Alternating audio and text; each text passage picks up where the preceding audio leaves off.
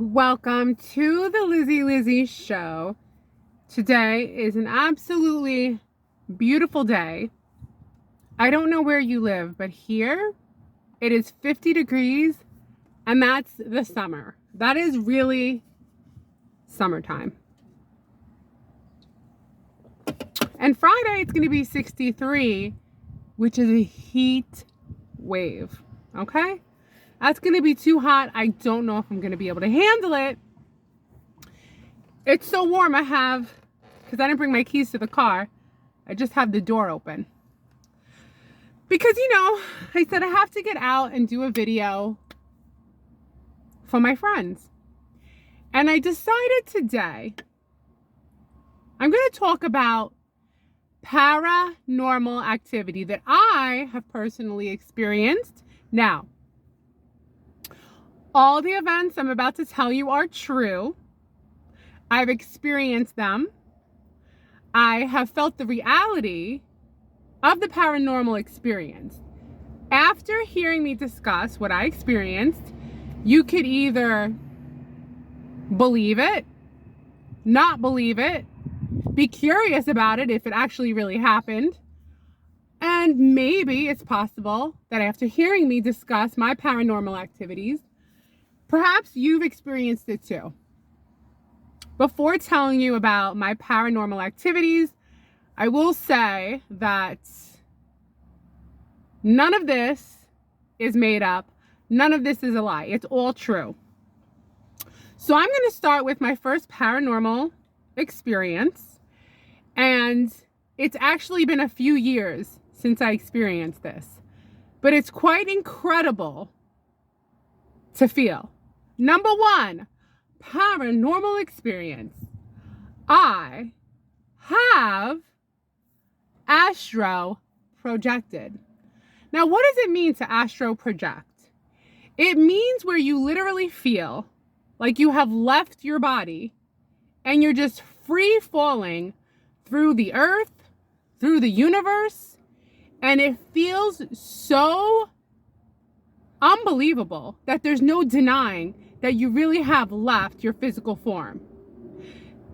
The first astral projection that I had, there was one that was more positive, one that was a little bit more scary. The one that was more positive is where I felt like I had more control over it, and I was kind of floating around my home, and I could see who was there, and I could control it. Not only that, but I was able to manipulate, like if I woke up, I could go right back into it and then push myself out of my body and then float around again. Okay. So then I ask myself, is this a dream? Did this really happen? Because a dream is different than really feeling like you're flying out of your body. It's a completely different feeling. It's not lucid dreaming either. Astral projection is where you've projected your body through no desire of my own, by the way. This just happens out of nowhere. And it happens a lot, but it's been years since it happened. The scarier version is where I feel like I'm being pulled like a bungee cord out from the atmosphere into the universe, out of the Earth's orbit, and it feels so scary because you're not connected to anything, or I'm not connected to anything. So I'm just in the universe over the earth. Then I dive. This is where I feel like I don't have control. I'm like diving back into earth and then flying through the atmosphere with our spin. And it's almost frightening because you're not connected to anything. You're just whizzing by really quickly. So there's the one that's more positive where I feel like I'm close to home projecting. And again, I'm not projecting on purpose. So that's an important statement to make. So when my mother was alive, which she passed away in 2015. So it's going to be 10 years. But when she was alive, I remember telling her, Mom, I'm having these experiences where I'm like leaving my body and I'm like floating around. And this is exactly what she said to me. Funny, because she's from Brooklyn. She go, oh my God, Are you telling me you were astro projecting? Liz, I used to astro project when you were a little girl, and I wouldn't go too far because I didn't want to leave you. I said, wow. My mom even knows what it's called because at the time, I didn't even know what it was called. So astral projection, I don't know if it runs in the family. My mother did it, so then I did it. But again, I didn't do it intentionally. I wasn't trying to manifest this feeling of leaving my body. So it's been a long time since it's happened. But when it does happen, it stays with you. It's very vivid and it's a memory stored forever. I don't know if it'll ever happen again, but actually, it did happen probably 4 years ago. I remember I was studying for a test and I fell asleep on the sofa and I had that same kind of experience. So, friends, does this scare you? Don't be scared. Have you ever projected, astral projected? Most people I ask in person have not. I don't know if that means I'm some kind of spiritual being that's just looking to fly on out of here, or maybe it's genetic. My mother did it, now I do it. But again, it's been a while. Okay, so that's my first paranormal experience. That's number one. And by the way, I'm not lying, this really did happen, but it's been a while. And I don't know why it doesn't happen anymore. I don't even know why it happened in the first place. All right, second paranormal activity that I have experienced is lucid dreaming. I think that we might have this one in common because lucid dreaming is something that I see a lot of people post online that you could practice it and you can voluntarily go into it. Lucid dreaming. Lucid dreaming is actually very fascinating because you're aware that you're dreaming. Once again, there's a positive and negative side of lucid dreaming. There are sometimes I'm lucid dreaming that I'm completely in control over what's going on and it's pleasant. Then there's other times where I'm in the dream and there's like different levels of it and I'm screaming at myself to wake up, but I don't wake up. I'm screaming, Elizabeth, Elizabeth, wake up! And I'm not waking up. It's so scary. What is that? What is that? Huh? So lucid dreaming, it could either be fun where you're controlling the sunshine and rainbows and unicorns and you're flying all over the place and you're like, wow, this is what it feels to fly. Fun. Or you're in a nightmare and you can't get out of it. So it's lucid and you're aware that you're dreaming, but you can't escape. Eventually I did because here I am, but it's pretty scary. Pretty paranormal, right? That was my second paranormal experience. Number 3. Before my mother passed away, the last 3 days that she was here physically on earth in her body, she came to me 3 separate times, which is interesting because she was still physically here, but she was hospice and she was slowly going into the process where the body shuts down. So my first experience was that, I don't even know, I'm going to try to explain this. I felt her come through me, like through my head, as if someone was pushing something heavy through my mind. I don't want to say it was a positive feeling. It felt kind of scary where something was pulling itself through my mind. And I don't know. I don't know how to explain it more than that, but it was scary. It didn't feel positive, which scares me a little bit, but I'm just telling you the truth. I don't know if that was like her body struggling in the end and like manifesting its way through me because it was like the end of her life and her body was shutting down and perhaps like her spirit was already leaving the body. Okay. Second night, I was sleeping. My cat was on my head. I'm asleep. All of a sudden, I thought someone took a flashlight and put it right in my face to wake me up. And it was flashing, blink, blink, blink, but it wasn't a flashlight. It was my light that went on in my room, flashing, and then my cat jumped off the bed, growling. He jumped off the bed. Never does that. He was in a deep sleep. I was in a deep sleep. I thought someone had a flashlight in in my face. It wasn't a flashlight. The lights were flickering on and off, and the cat was hissing and screaming and ran off the bed. Now, it could be a coincidence. This could all just be coincidence, but I'm just telling you what I experienced. Number 3. Now you can argue with me, this is my brain creating this, and it could be my brain creating this, but I'm sharing. So I was in bed, my eyes were closed, and I literally heard my mother say my name. And it was perfect. It was pronounced the way she would pronounce it, and it was in her voice. And she said my name, and it was crystal clear. What do you think? Next experience. I had a dream that all the information I would ever need to know about our existence would be told to me if only I had faith in the light. And it was very hard for me to understand this because I don't know where this message was coming from, but it was vivid. It was almost like I was in a movie, and I was promised information about the light and the universe if only I was open to it. And that was it. That was the dream. But I thought that was very interesting. Those were my 3 paranormal experiences. What do you think? There's more. These are the paranormal experiences I think we all experience. And none of us are lying about it because you've experienced it, I've experienced it.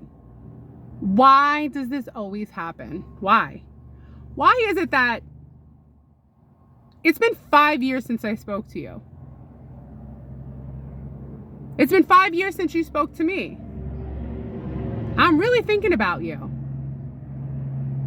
And you just called me? That's weird. Are we connecting in the ether? Huh? Perhaps. That's a cute little paranormal one. A little bit of paranormal activity in all of our lives where we think of a person and it's been quite some time since we talked. And out of all days, they decide to get in contact with you.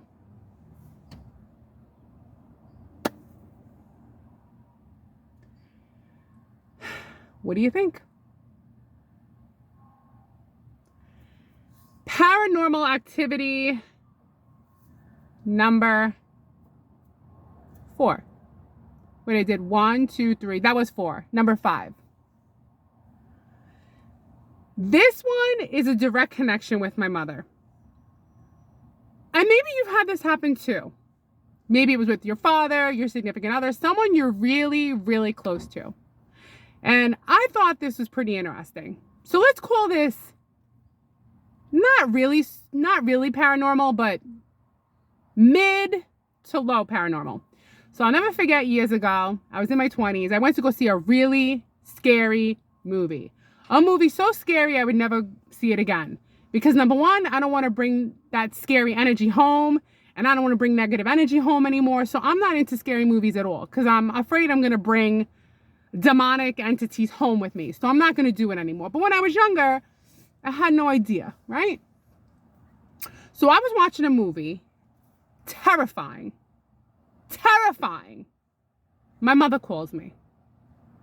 Liz, I'm so scared. I'm in bed. I feel like someone's here attacking me. I feel like there's an entity at my feet.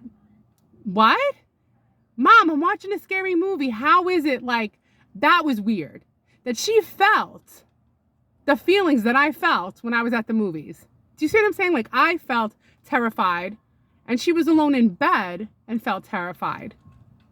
So like we are connecting through the ether. Paranormal. We are connected. Our consciousness is connected to the people we are closest to. If ever you have a day where you're devastatingly sad and you're crying and you're alone, I've had that. And the right person out of nowhere calls me to check in on me. How did that happen? Why did that happen? I'd say that's kind of mid to high paranormal, right? The ether, the divinity, the intelligence is there for you. It's there and it cares.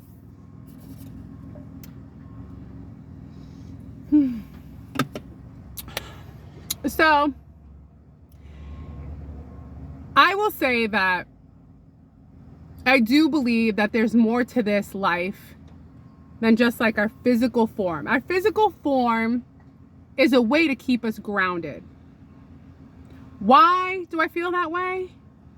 I feel that way because I felt the feeling of flying around without being held down to any place, and it was scary and frightening, and it felt like you were on a bungee cord that wasn't attached to anything.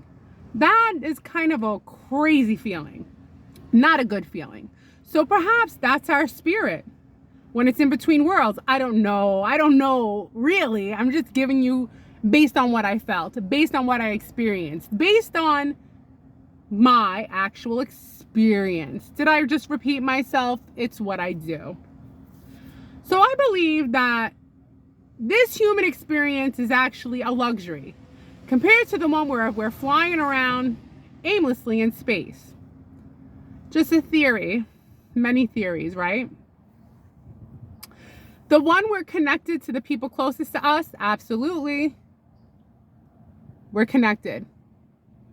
What they feel, we feel. Or what we feel, they feel. I guess whoever has a bit more of a stronger connection. That's why if you're down, they're even more down. Hence a mother's love, a father's love, children's love for their parents. Because when they see their parents sad, they become even more sad. I will tell you that when my mother was sad and depressed, it made me sad and depressed. So, and you know, I don't think my mom was that sad and depressed. I think she had her moments. But as I grew up and I was more aware of it, it hurts, right? Because the people you love the most, if they're happy, you're happy.